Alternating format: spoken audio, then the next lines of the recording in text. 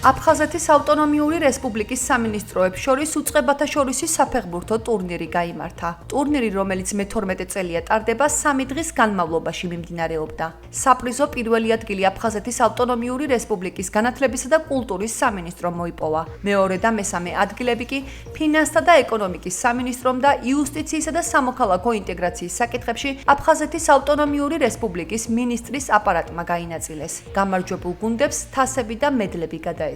ფინალური მატჩი შედგა აფხაზეთის განათლებისა და კულტურის სამინისტროსა და ფინანსთა სამინისტროს შორის, რომელიც დამთავრდა ჩვენი გამარჯვებით, რომელიც ძალიან მიხარია და არ შემეძლება არ აღვნიშნოთ, თუმცა ძალიან კარგი თამაში იყო. სამივე დღეს და მინდა ყველა მონაწილეს მიულოცო და მინდა მოუწოდო სხვა გუნდებსაც, რომ შემოგვიერთნენ და ეს ტურნირი უფრო მრავალფეროვანი გავხადოთ. დიდი მადლობა დაინტერესებისთვის ყველას და უსურვებ ყველა გუნდს წარმატებას. სამწუხაროდ ამ წელს ვერ გავიმარჯვეთ, თუმცა 5 წელი, როგორც ვიცი, ჩემპიონები ვიყავით. ამ წელს აფხაზეთის განათლების და კულტურის სამინისტრო გახდა ჩემპიონი და ვიმედოვნებ შემდეგ წელს ისევ მივახცევთ ჩვენ გამარჯვებას და თასი ისევ ფინანსთა და ეკონომიკის სამინისტროში წამოვა. მადლობა ორგანიზატორებს, რომლებმაც ჩაატარეს ეს ტურნირი. მადლობა ასევე გუნდებს, მადლობა დამწრეს საზოგადოებას.